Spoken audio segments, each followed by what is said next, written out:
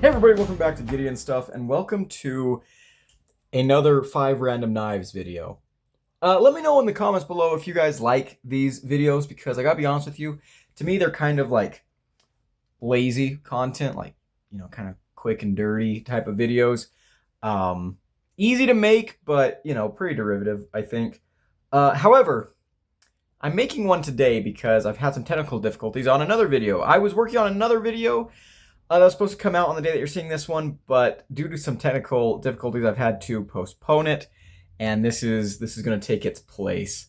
That's a problem with like more involved, engaged content. I have to work harder at it, and there's more potential for things to go wrong. So, you guys get this for now. Let me know what you think about these videos. I did want to do something kind of interesting with this video, though. I was like, what's something I haven't talked about in a long time? And I'll make a video centered around that. And the thing I haven't talked about in a long time is slip joints. We have not done any slip joint content on the channel in forever. So let's go ahead and fix that. Let's get started here. So these are going to be 5 random slip joints and some things that I like about them. All the knives you guys are going to see in this video do have full reviews that you can go and look for if you're interested. All right, let's go ahead and get started. And let's start off with this.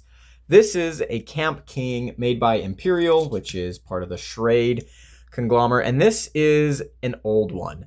I'm not sure exactly how old this one is. This knife belonged to my dad. These were back when they were made in the USA, but this is a very classic pattern.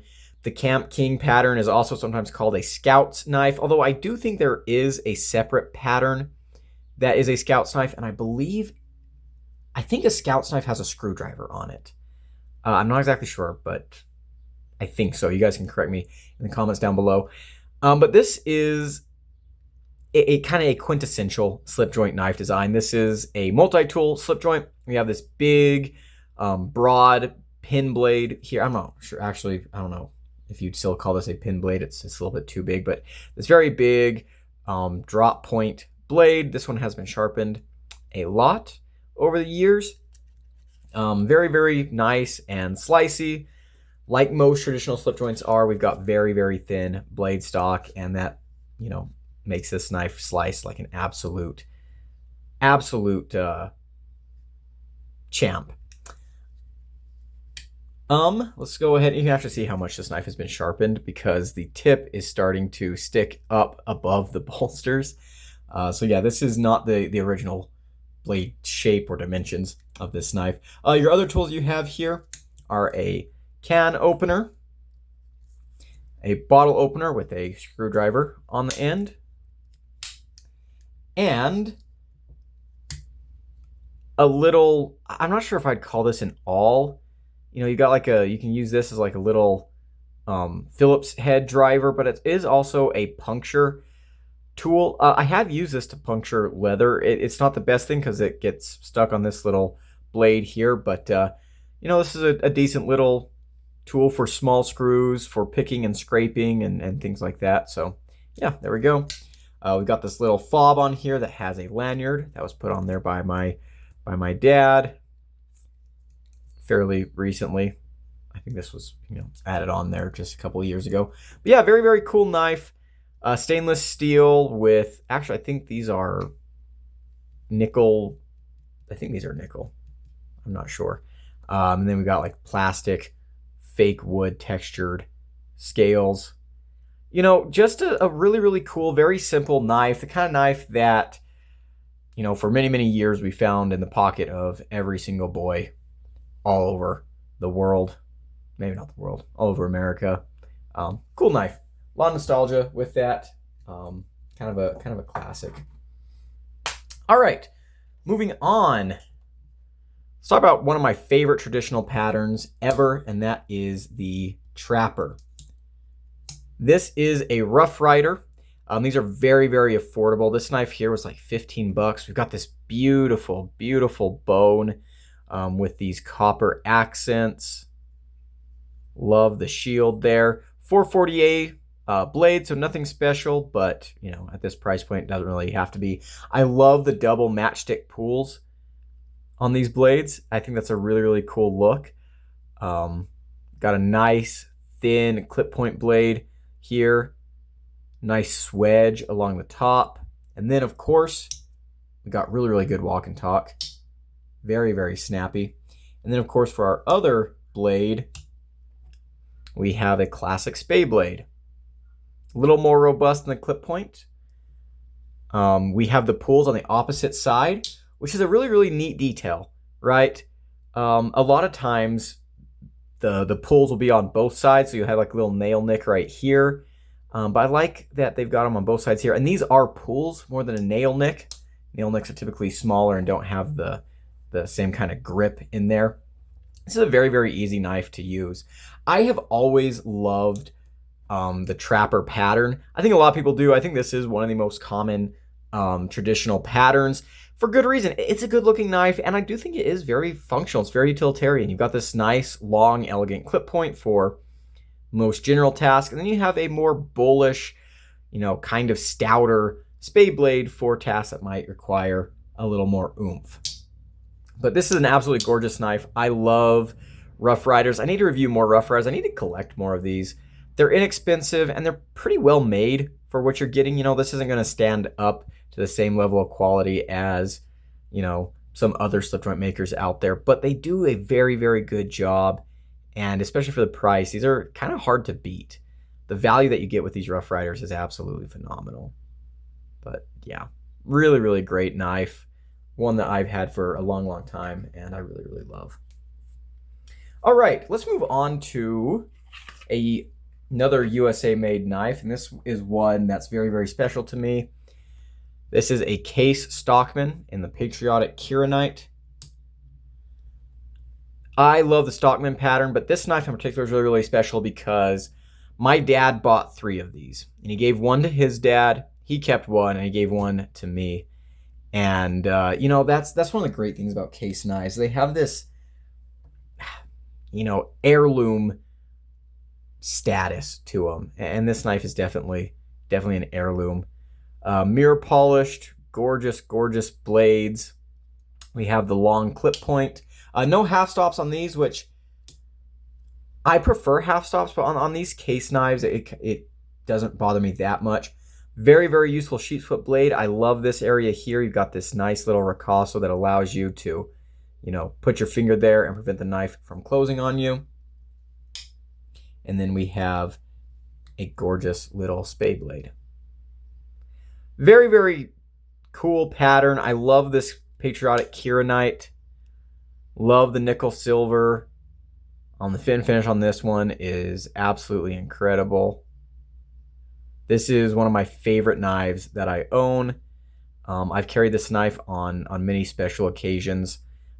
This is kind of my dress-up knife, I guess.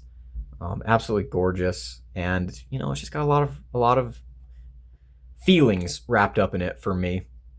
And I don't know what it is about slip joints, but they just, especially an old Case. You get an old Case knife from your dad or your grandpa or someone, and there's just something special about it. I can't really put my fingers on it. If my dad had given me this knife, it'd be really cool, it'd be really special to me. But somehow this just feels more special. It's a very, very weird thing, but I think it's something that a lot of you will probably understand and connect with. It's just, one of the magical things about slip joints. Just one of those weird things about collecting knives that people don't understand unless they're also a knife collector. All right, let's jump over to another Rough Rider. This time, this is one from their reserve line. Again, I've owned a couple of these. I've given a couple of these as gifts. I absolutely love the Rough Rider reserve line. I need to get into collecting more of them. I've missed out on some great ones, but this is the Rhino Toe, and I think this is such a fun knife. This is just a big, massive, overbuilt slip joint. Mine has some issues with the micarta, but I love this massive D2 Wharncliffe blade. You do have a second blade on here. Honestly, I wish this knife didn't have the second blade because it does kind of mess up what would otherwise be amazing ergos. If this knife just had the big Wharncliffe blade, Oh my gosh, this would be such a crazy powerhouse of a slip joint. It already is. I mean, this is a cool knife, but I do think it would be better with this one excluded. This is the 006, the 6th pattern that they made. I do love this micarta, even though mine's a little bit worse for wear. Not even worse for wear. This just has some factory issues. Love the shield here. Very cool, shiny bolsters. And yeah, this is a true Wharncliffe, right? There's a lot of knives out there that are Wharncliffes that kind of aren't really. This is a very, very true Wharncliffe, and it's just so aggressive. And this is just such a neat slip joint, kind of sort of based off of the elephant toe pattern, rhino toe. It's just awesome. I do love elephant toes. I want to get some of those. There's one made by A.G. Russell. I think it's called the Sunfish. That I think looks absolutely phenomenal. I've always wanted to buy one of those, but they're a little expensive for what you get. But yeah, excellent fit and finish on this Rough Rider. Maybe even better. The Rough Rider Reserve series are maybe even better than their other line. These are more expensive. They are a little bit better. This particular model had a couple of issues. This is not the best fit and finish I've ever seen from the Rough Rider Reserve line. But this knife is just so audacious and so crazy that I still love it, and it's going to stay in my collection for a very, very long time. All right, moving on. Let's end today with my favorite slip joint to actually carry, and that is the Real Steel Solus Light. Awesome Wharncliffe blade on here, D2 steel, G10 scales. You do have a kind of a safety feature here. You can get your finger up on there and the knife won't close. Also, just putting your thumb here on the back spring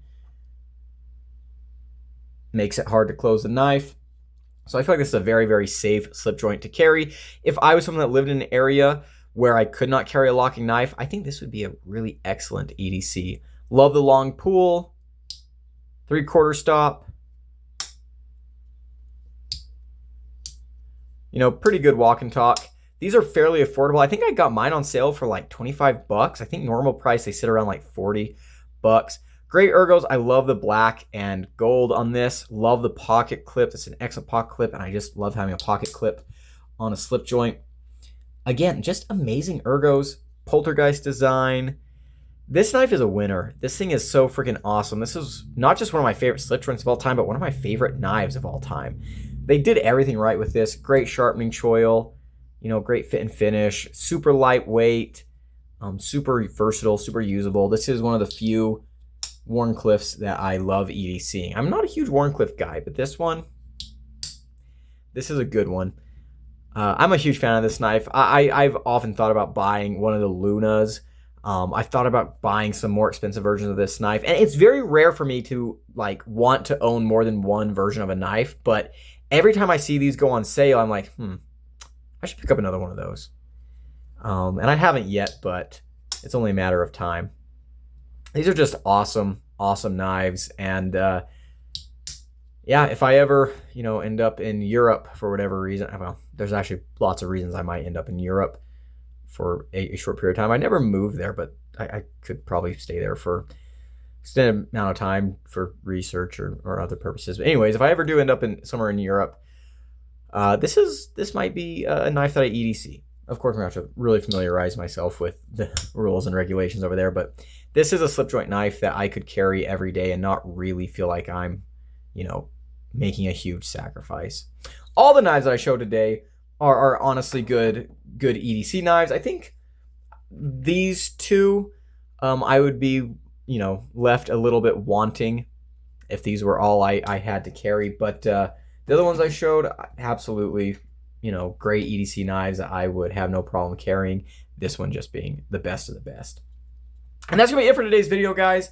Again, let me know if you guys like these. I do feel like these are kind of, low effort videos, but, sometimes life gets busy and other things happen, and you just gotta pump out a low effort video. So, thank you guys for watching. If you enjoy this video, leave a like, comment below, and subscribe. Big shout out to my channel members at the Cowboy level. I appreciate everything they do for the channel.